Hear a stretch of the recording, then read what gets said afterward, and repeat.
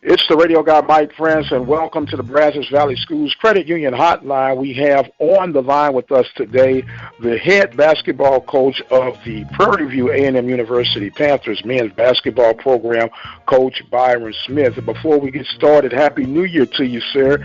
And I know the other night you came up short, but I got to say I was well impressed with what you guys displayed on the hardwood the other night. Well, Mike, thank you for having me. Happy New Year to you as well.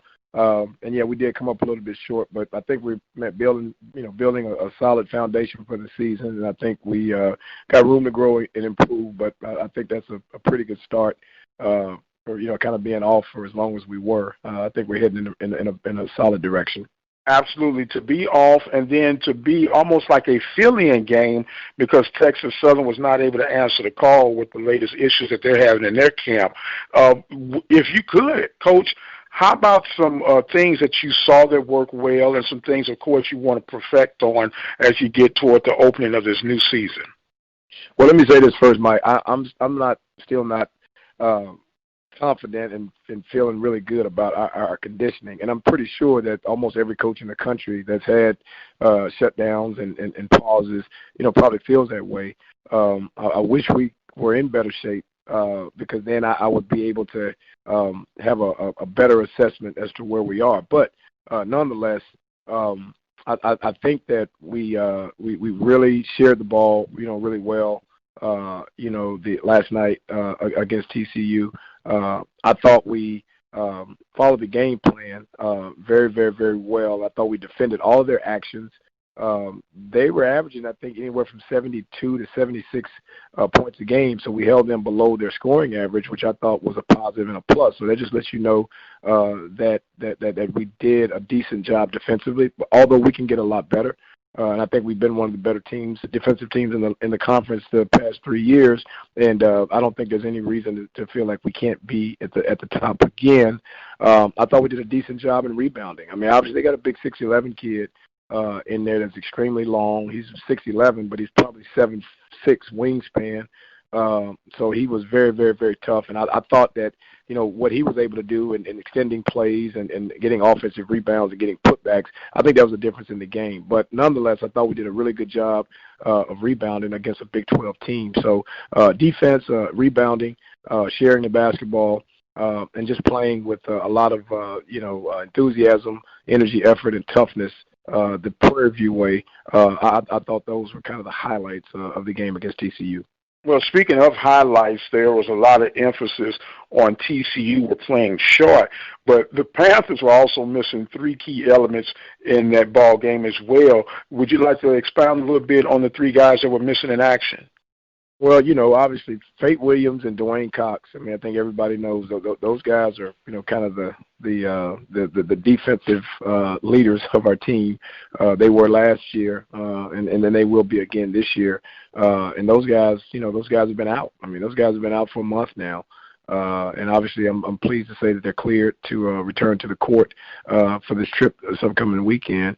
And kind of a bit of a mystery man, Bo Gajul. No one really knows about him. He's a 6'8", kind of a stretch 4'5" guy that transferred from the University of Detroit. Our good friend Mike Davis kind of sent him our way. It was an early Christmas present, and I think that he's going to have a great impact along with the other two gentlemen that I just mentioned. So not having those three guys definitely, I think hurt and took away, as did R.J. Nembhard there from, TCU. Their leading scorer, averaging 17, 18 points a game. And Coach Dixon, I thought it was really interesting that he continued to point to that direction of R.J. not playing.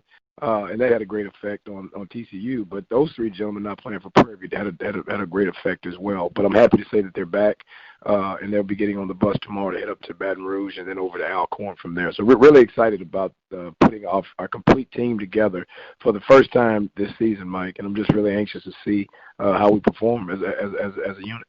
Same here, my friend. We're on the Brazos Valley Schools Credit Union Hotline with Coach Byron Smith.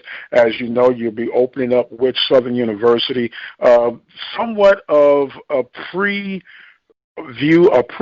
of what could have been last year. I know people talk about last year, but that's water under the bridge. We're in a new year right now. Some of the keys that you're going to need to be successful, with this Southern University Jaguar program?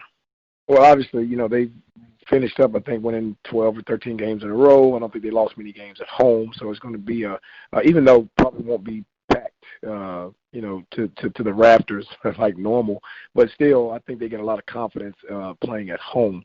Coach Woods does a really good job with his team. They play hard. I mean, it's kind of a similar styles in terms of how they run a lot and they try to pressure a lot. And they play up-tempo. They want to play fast. They planned probably 12 or 13 guys. I don't know how he's pulling that off, but the 4 games or 5 games that they played, they're playing a lot of guys. So obviously establishing that they're a bigger team, one of the bigger teams in the league. I think they recruited size, and this is probably our biggest team as well since I've been at Prairie View. But I think whoever wins the battle on the boards, who gets the best point guard play. I think we've got a really talented point guard, Cameron Mack, but he's still kind of learning the system and how we like to do things. But I think the quarterback position, point guard position, is going to be key. And I think that the team that has the most poise, doesn't rush a lot of shots, takes their time, runs their offense. And you just got to kind of act like you've been there before, Mike. We're no strangers to tough competition. We're no strangers to big games. I think we've got a lot of new guys, but we've got some experienced guys. But I think defending the ball, rebounding the basketball, and having solid point guard play is going to be key elements to having a chance to defeat the Jaguars on their home floor. Absolutely. Now, do you feel that there will be a sense of urgency to try, I know to win the game is always going to be mission number one, but with the looming COVID situation and you don't know how many games you're going to be able to get in, do you feel that added pressure to get out the gate extremely fast to help set the tempo for what could be a shortened season due to this virus? I think urgency is definitely the word, Mike. I think you're right. We're definitely urgent. A strong sense of urgency to, throw the first punch and try to get out of the gates as quickly as we possibly can to establish ourselves. We still are the defending champions. A lot of the SIDs, in the illustrious SWAC conference seem to forget that we are the defending champions and that, you to be the champion in the Southwest Athletic Conference, you have to come through Prairie View, whether you like it or not. But to answer your question, yes, I feel like we definitely have a strong sense of urgency to get off to a great start. I think the TCU game last night gives us an opportunity to go in. Southern's, I think they've been off for 3 weeks, and I know they've practiced hard. They've done some good things, but there's nothing like gamesmanship, being able to play, get games in, and being able to get a feel for the game. So I think I won't say we're at an advantage, but I think we've got some momentum. But definitely looking to go in and try to get that first one to start the conference season off the right way, because you're right, we just don't know how many games we'll be able to get in this 2021 SWAC basketball season. Now, are you comfortable with your rotation right now, Coach, or are you still trying to feel your way through that? Man, Mike, I'm always trying to feel my way. We'll probably be in game 17. I'll still be trying to figure it out because, Mike, you know this pretty well. I'm a practice guy, and you can start 17 games, but if going into that 18th and final conference game, if you're not getting after it in practice, someone else is going to step up. So, that's why I think you see sometimes a shift in our lineup and how we do things. So right now. And obviously, Mike, this as well as anyone, and being around and being a veteran, of Southwest Athletic Conference basketball. There's 3 seasons. We always talk about the pre-conference. We talk about the conference, postseason, and some guys don't do nearly as well. I mean, in the non-conference, but when they get into the conference, they just kind of take off. It's like someone shoots them out of a cannon. So I'm expecting a few guys who really hadn't produced a lot in the 5 non-conference games that we've had to be, stellar performers in the conference. So that's the reason why you kind of have to hold off on having a set rotation and just putting guys out there and just seeing what they can do against different types of competition, more like-size players. We always at a disadvantage when we play against the Power Fives in terms of size, but in conference, it kind of equals out. You don't really have a 6'7" wing guy and 6'11" 5-man. Normally, everyone's pretty much right there at the same height and things like that. So I'm anxious to see how these guys respond to the first conference game. Really excited about the opportunity, Mike. No doubt about it. Now, we normally would have 12, 13 non-conference games. You reduce down to 5 this season. Do you see that as somewhat of a plus not having to worry about the quote-unquote money games, but getting straight into conference play? Or do you kind of long for that non-conference way to build toward the season's opener? I think it's 51-49, Mike. It's real close. Mm-hmm. Obviously, you like the conference, non-conference games, not so much for the check, but just getting the guys to develop continuity and togetherness and synergy and cohesiveness and playing together and getting used to one another. Because every year you're bringing in 3, 4, 5, 6, 7 new guys, so just trying to get guys to be able to play together. I think that's the one advantage of the non-conference. I think one of the positives of not having so many games, I think that these guys are very, very eager, because they haven't played a lot of basketball, and I think that they got their legs. I think that getting their legs back, and I think they're fresh and not dealing with so many injuries and things like that, and back injuries and knee injuries from playing 11, 12, 13 tough non-conference games, traveling the country as we do on the West Coast, the East Coast. A lot of travel goes in that. So, you almost have to rejuvenate yourself when you get to January from November and December. But this time around, we don't have that as much. So I think it's some positives. I think it's some negatives of not, having enough games to play together to get to know each other, and bringing three guys back into the fold who've been off for a month or so. I'm kind of anxious to see how it's gonna be. But if last night's game at TCU is any indication, I think some good things are going to happen for us here in this SWAC basketball season. We're talking right now on the Brazos Valley Schools Credit Union Hotline with Coach Byron Smith of the Prairie View A&M University Panthers, getting ready to open up against the Southern Jaguars on Saturday. But then you will have an old friend that you'll meet up with on Monday night, presumably that everything works out okay, and that's Coach Bussey. Man, I know you're excited for him. Have you had much dialogue with him during this off season? The day he signed his contract with Alcorn, I deleted him out of my phone. It's a strange number from Baltimore, Maryland. Shows up all the time. I don't answer it, but no, he you know what? It's almost as if he never left. Mike, he texts all the time.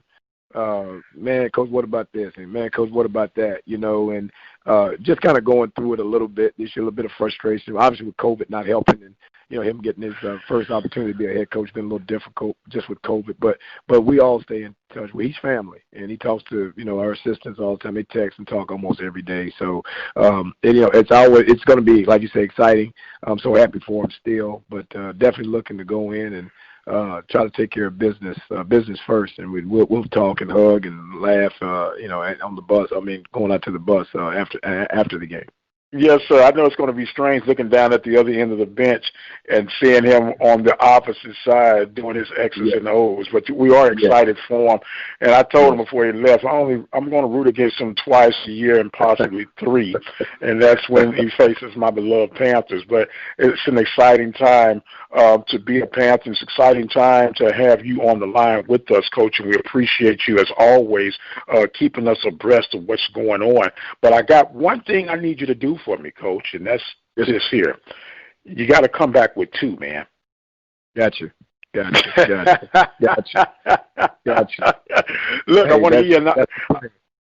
So that's the plan? That's the plan. Yes. Absolutely. Yes, sir. Yes, sir. Well, look, I want to give you an opportunity, Coach, to have some closing thoughts and comments, and the floor is now yours, sir. Mike, again, thank you. It's always a pleasure. And like I said, you've always been so supportive of this program since I've been the head coach. We really appreciate that. Definitely 2020 has been a very difficult year, and I just want to keep everyone out there, all the listeners, all the basketball, all the sports fans encouraged that, we don't have a lot of the answers. The man that feels like he's got all the answers probably means he didn't hear the question. So we just have to stay prayed up and, lean on the good Lord. But the good news is that we do have basketball at least, coming up, here, like you say, this weekend. Hopefully, we get through it. That's a positive thing. And I think sports is, makes things a little bit lighter. And brings a smile to people's faces and things like that. And even in adverse times, these young men for the Panthers are going to go out and play basketball the right way with enthusiasm, energy, effort, and toughness, and try to continue to make Panther Nation proud. So I'd like to wish everyone out there a happy New Year, safe New Year, and look to better days, because I definitely feel that better days are ahead for our world. So, but again, Mike, thank you for the opportunity. Always a pleasure, and continue to support us, and go Panthers.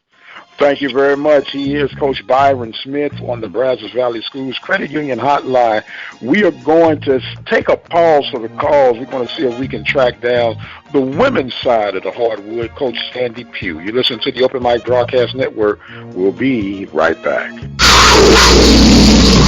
The Open Mic Broadcast Network would like to take this time to recognize its sponsors and underwriters: Attorney Lee Van Richardson, Brazos Valley Schools Credit Union, Prairie View Athletic Club, Temple of Refuge Ministries, Reflections Paint and Body Shop, Helping Hands Lawn Service, Diva Skin Conditioner, Purple Drip Daiquiri and Grill. For more information on how you can become an underwriter or a sponsor here at the Open Mic Broadcast Network, our number to call is 832-213-8824. Serving the community through faith and athletics. The Open Mic Broadcast Network, Prairie View, Texas. And welcome back to the Mike French Show. We're on the Brazos Valley Schools Credit Union Hotline Part 2. This time we have the basketball head coach of the Prairie View A&M University Panthers, none other than Coach Sandy Pugh. Happy New Year to you, Coach. Hey, it is that time, huh? Happy New Year coming up. Yes, ma'am. I know you couldn't have party train because you got to get ready for some games, but it's been a strange year, this 2020 campaign. Not many games under your belt, 1-1 on the young season, but an impressive 1-1, I might add, Coach.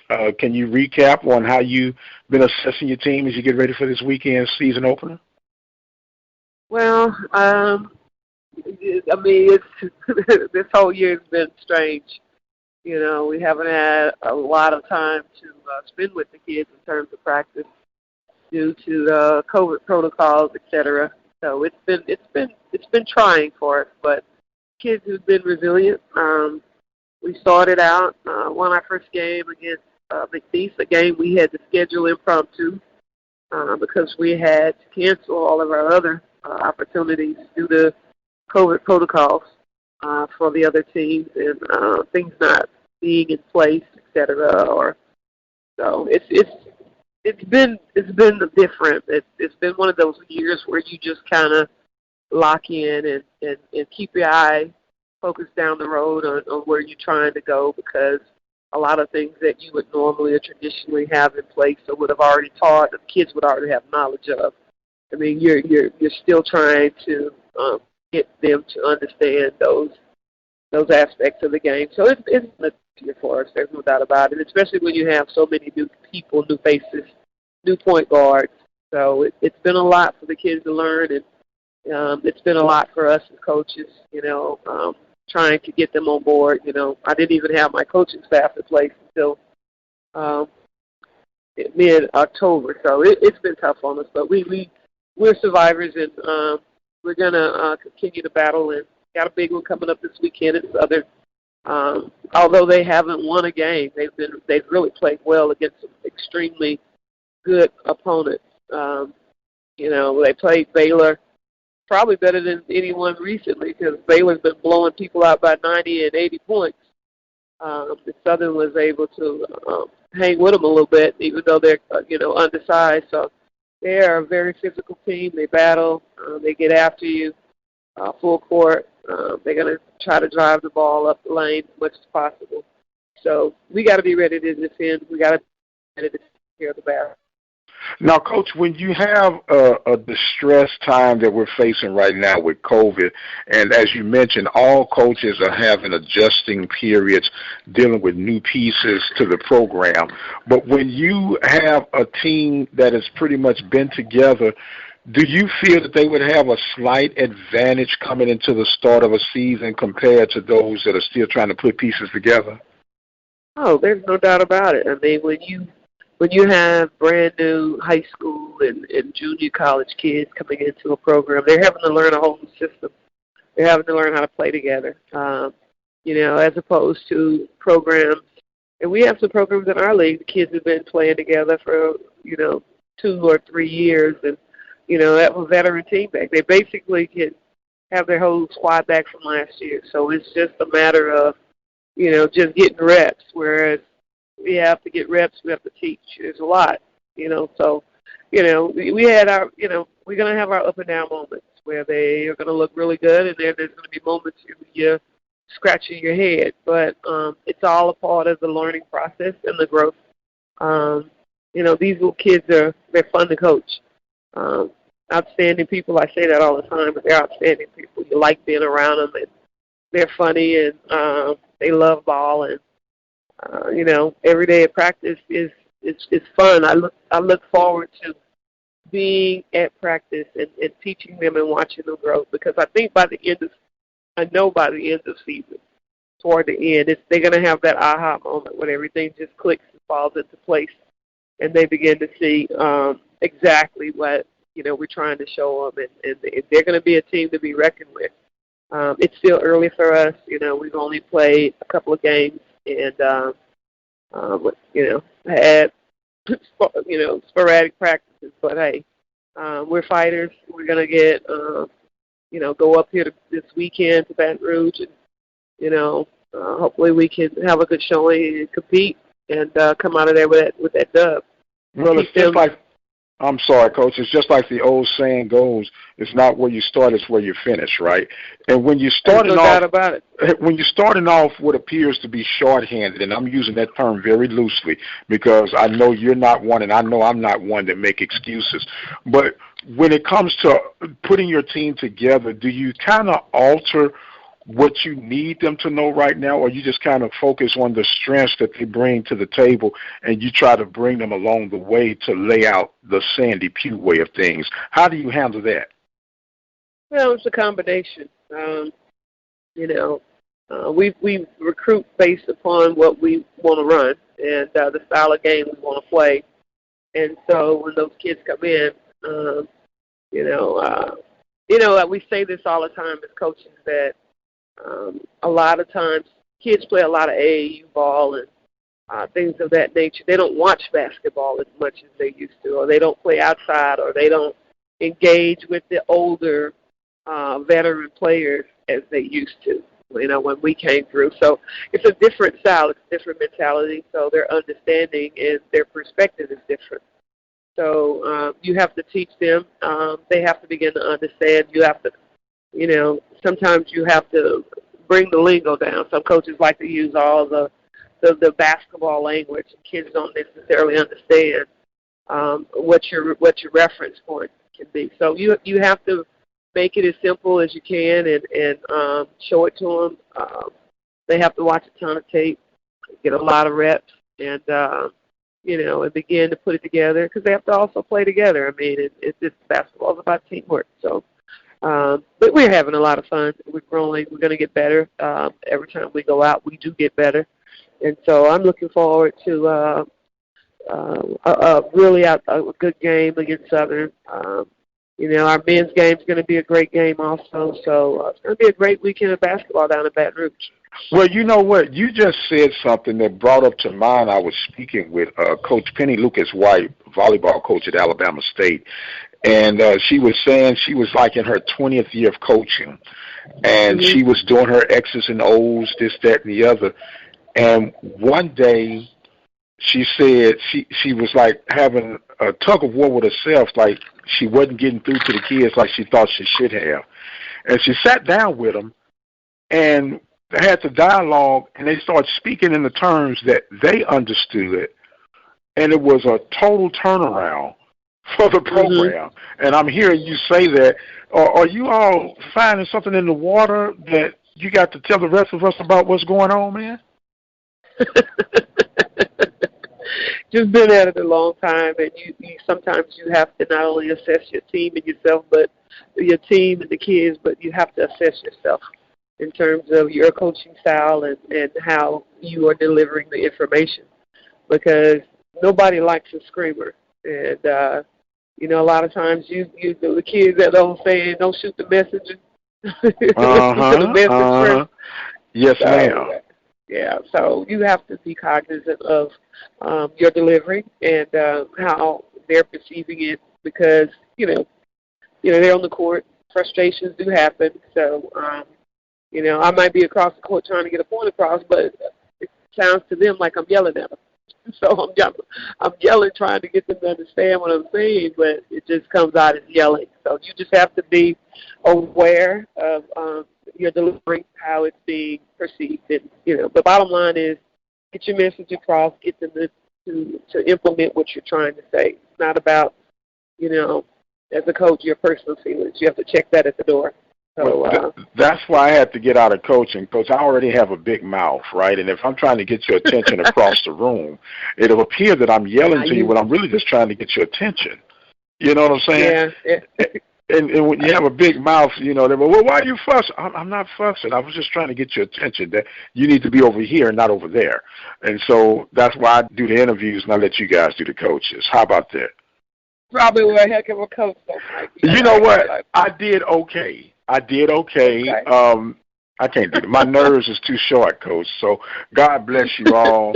I probably would have been a full-fledged alcoholic at this stage of my life, so I didn't need that in my life. So I truly respect what you guys do each and every time. We're talking with Coach Sandy Pugh. She's in a relaxed mode right now. I guess I'm learning she's at her woo-saw stage in life, but she's going to have the engine revved up real high when she opens up on the hardwood against her old stomping grounds at Southern University. We talked about it before. I won't continue to beat the dead horse, but this is a big weekend for you. You got some rotations that you're still trying to work out. I know it's been tough, but are you close to what you would like to see the combinations on the floor, or are you still trying to fine-tune those?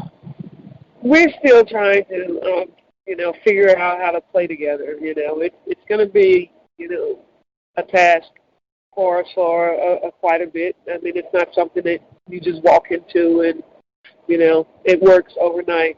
So it's going to take time, and we just have to keep working. And we've tried a couple of different combinations where, starting.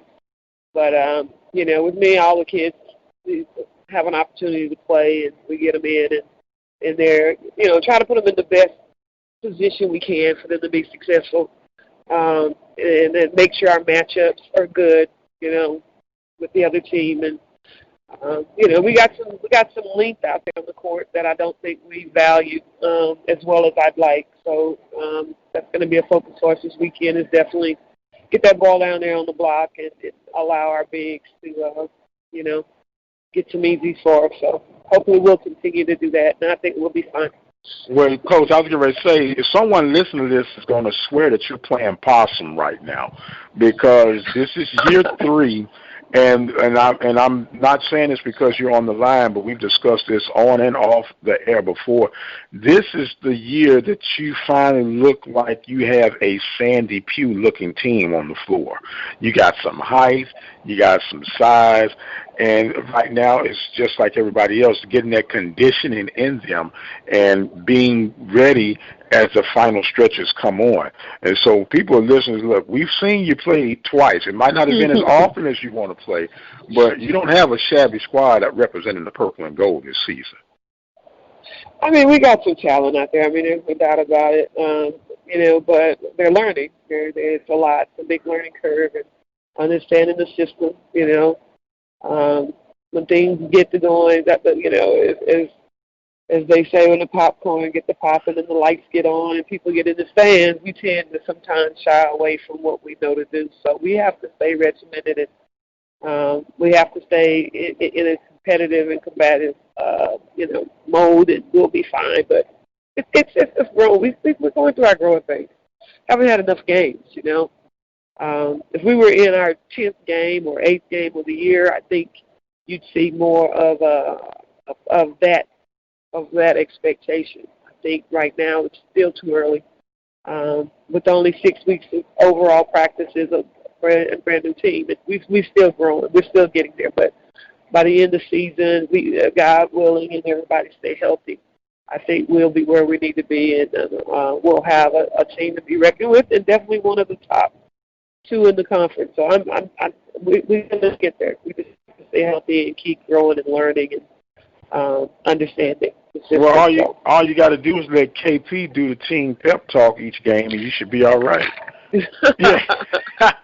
She usually leads the chatter too. She usually leads our clapping at the end, so she likes that.